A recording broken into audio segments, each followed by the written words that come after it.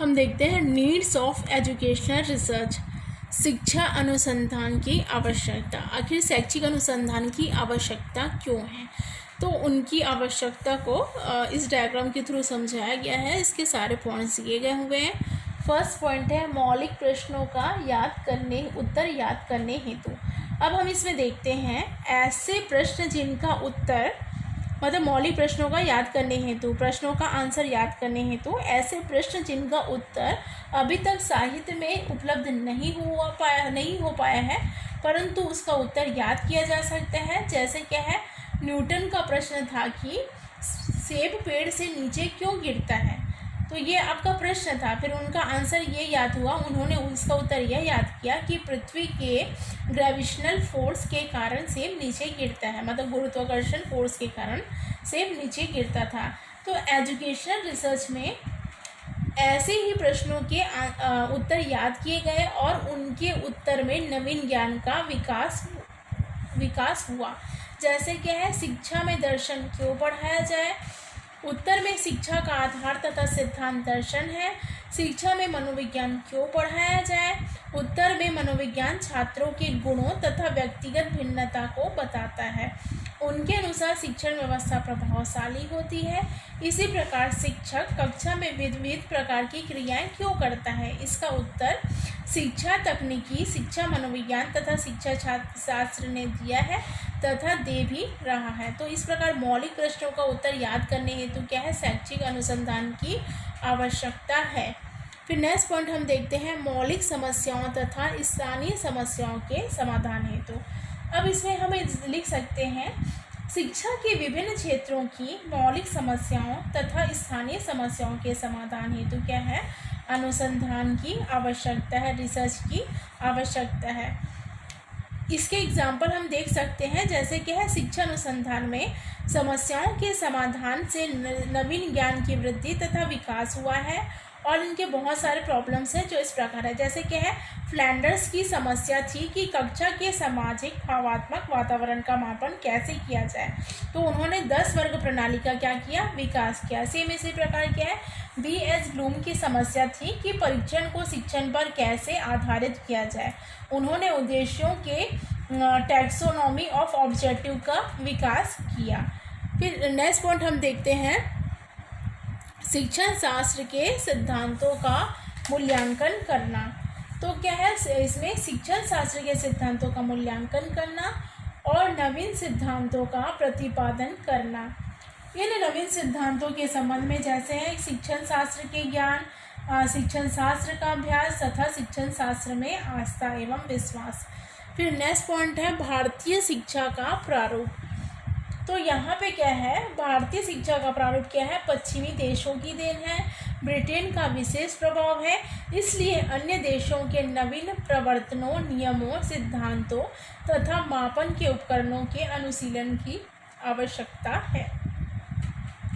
फिर next point है कला शिक्षण। तो कला शिक्षण क्या है, कला शिक्षण के अंतर्गत विभिन्न पक्षों पर शोध अध्ययन की क्या है, आवश्यकता है। क्लासरूम के विभिन्न पक्षों पर शोध अध्ययन की आवश्यकता है। कोठारी आयोग ने कक्षा शिक्षण को विशेष महत्व दिया है।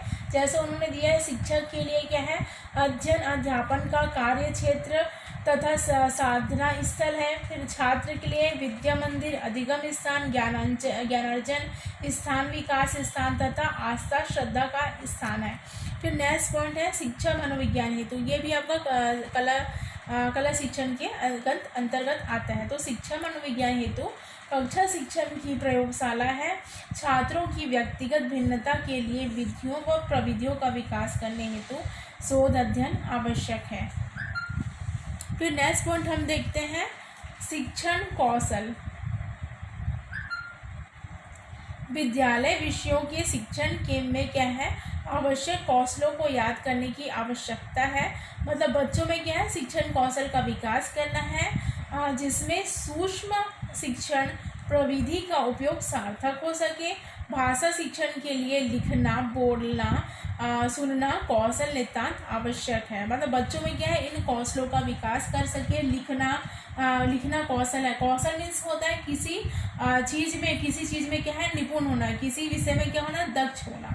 तो क्या है, बच्चों में कौशल का विकास कर सकते हैं, लिखने में उनको तो छोड़ना, पढ़ने में, बोलने में और सुनना कौशल का विकास करना नितांत क्या है, आवश्यक है। फिर इसी में देख सकते हैं कक्षा प्रस्तुतिकरण।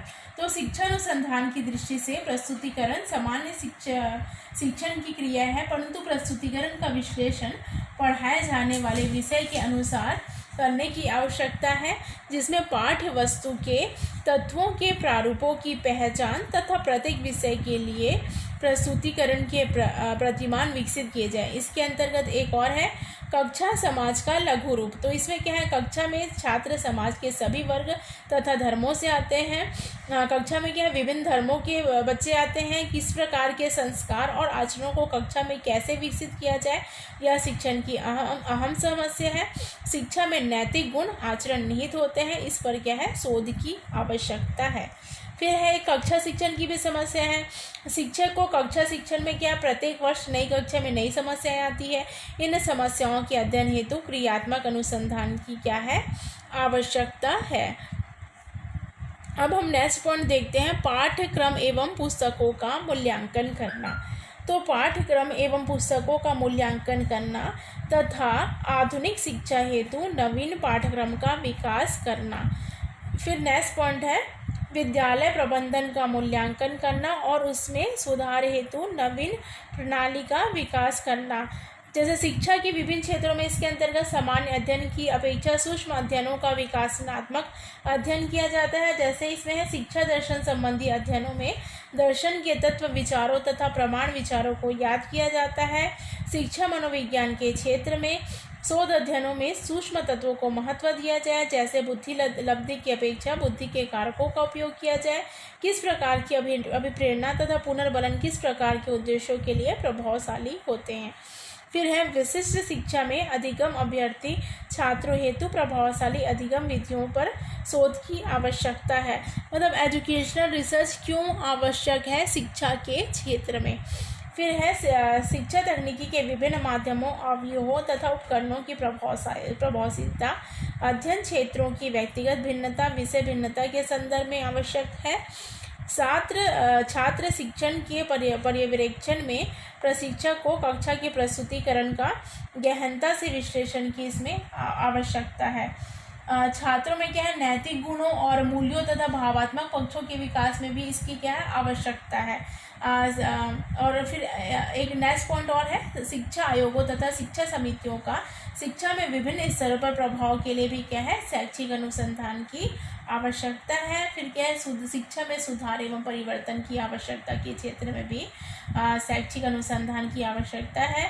जैसे राष्ट्रीय चरित्र का विकास करना, राष्ट्रीय पाठ्यक्रम का विकास करना, राष्ट्रीय भाषा का विकास करना, राष्ट्रीय शिक्षा के विकास हेतु शिक्षकों आचार संहिता का विकास में और छात्रों में राष्ट्रीय भावनाओं के विकास की क्या है, आवश्यकता है।